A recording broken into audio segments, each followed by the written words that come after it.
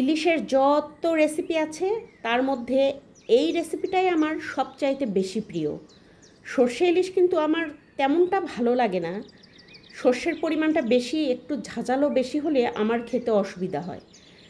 এটা আমার ব্যক্তিগত মতামত। আর আমি যে এইভাবে রান্না করেছি, মশলা দিয়ে আজকে ইলিশটা রান্না করেছি, অপূর্ব হয়েছে। পরিমাপটা সহ ইলিশের রান্নাটি দেখতে সাথেই থাকুন। নিয়েছি 1 কেজি বেগুন, 8 পিস ইলিশ মাছ আর 2টা বড় সাইজের আলু। আমি 8 জনের আজকে রান্না করব। বেগুনটা ছোট করে কেটে নিচ্ছি আর আলুটাও কেটে নিচ্ছি। 5টা পেঁয়াজ কুচি করে নিচ্ছি, দেশি পেঁয়াজ। আর এখানে আমি 1 ইঞ্চি পরিমাণ আদা আর 4 ভাগের 1 ভাগ রসুন দিয়েছি। একটা রসুনের 4 ভাগের 1 ভাগ। 1 চা চামচ জিরা দিলাম, 1 চা চামচ ধনিয়া দিলাম। গোটা 15 মতো গোলমরিচ দিয়েছি, কালো গোলমরিচ। 5টা কাঁচামরিচ আর গোটা 6-7 মতো হবে, ছোট ছিল, শুকনা মরিচ। আর সরিষা দিতে ভুলে গেছিলাম, তাই 1 টেবিল চামচ সরিষা দিয়ে নিলাম। একটু পানি দিয়ে খুব সুন্দর মিহি একটা পেস্ট তৈরি করে নিয়েছি। আমি হাফ কাপ তেল দিয়ে নিলাম ফ্রাই প্যানে, সর্ষের তেল দিয়েছি।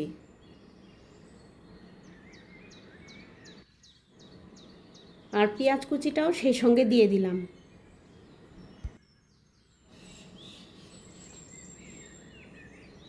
এখন কালো জিরা আর একটু রেগুলার জিরা, যেটা আমরা রান্নায় খাই, সেটা ফোড়নে দিয়েছি।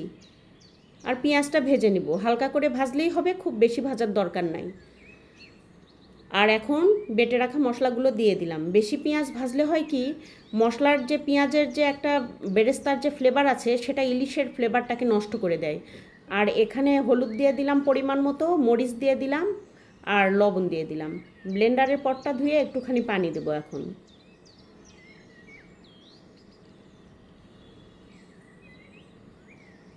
খুব ভালোভাবে কষিয়ে নিতে হবে। মনে হয়েছে হলুদ মরিচ একটু কম হবে, তাই আবার একটুখানি হলুদ আর একটুখানি গুঁড়া মরিচ দিয়েছি। ওই উঁচু করে 1 চা চামচ পরিমাণ হবে হলুদ আর মরিচ।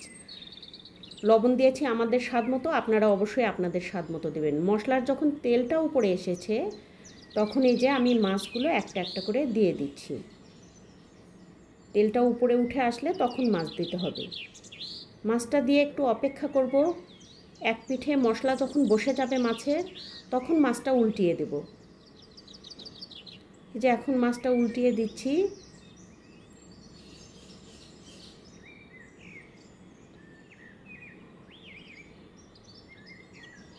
উল্টিয়ে দেওয়ার পর বেশিক্ষণ দেরি করব না, কিন্তু এখন আমি ঝোল দিয়ে দেব।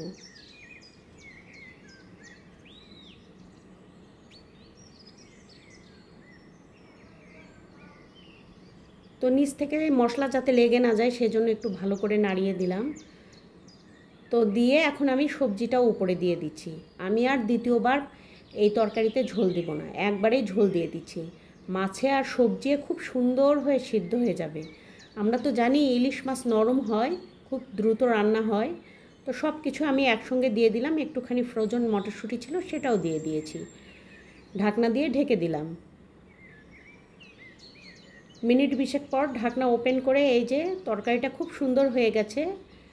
আর কিচ্ছু করতে হবে না, একটুখানি উল্টে পাল্টে দিলাম। আজকের রান্নাটা আমি ইলেকট্রিক চুলায় করেছি, তো আমি চুলাটা অফ করে দেব রান্নাটা হয়ে গেলে। একদম ঝাল লবণ চেখে দেখেছি, পারফেক্ট হয়েছে। তো এই পর্যায়ে আমি চুলাটা অফ করে দেব। আর অফ করে দেওয়ার পরে দমে রাখবো, কারণ ইলেকট্রিক চুলাতে হিট অনেকক্ষণ থাকে। আমি দমে রেখেছি। আর ওই যে উপর দিয়ে সুন্দর হয়ে তেল ছেড়েছে তরকারিতে, তো তরকারিটা আমি ঢেলেও নিয়েছি। এই রেসিপিটা যে আমার এত টেস্ট লাগে। মশলা কম দিয়ে ইলিশ রান্না করতে হবে কে বলেছে? পরিমাণ মতো মশলা দিয়ে ইলিশ রান্না করা যায়, সেটা অপূর্ব হয়। আমি কম মশলাতেও ইলিশ খেয়ে দেখেছি, এর মতো স্বাদ আর হয়নি কখনো। অপূর্ব টেস্ট। তো ভিডিওটা এই পর্যন্তই। ভিডিওটি ভালো লাগলে লাইক কমেন্ট শেয়ার দেবেন। আর আমার চ্যানেলটিকে সাবস্ক্রাইব করে আমার পাশে থাকতে পারেন। বেল আইকনটি বাজিয়ে অল অপশনে একটা ক্লিক করে দিবেন। সে পর্যন্ত বিদায়, দেখা হবে নতুন ভিডিওতে। আল্লাহ হাফেজ।